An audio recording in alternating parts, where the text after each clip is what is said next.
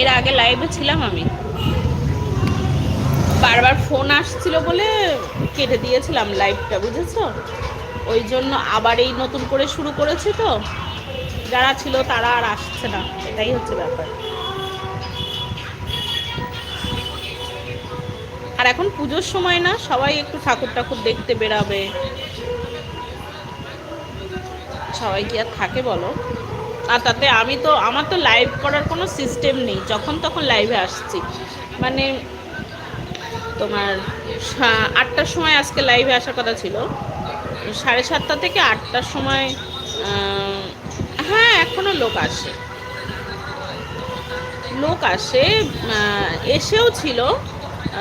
তো হচ্ছে যে কি বলবো, বললাম না যে কি বলে, ফোন আসছিল বারবার, তো ওই জন্য নেটওয়ার্কের প্রবলেমও হচ্ছিল, তো অনেকে বেরিয়ে গেছে।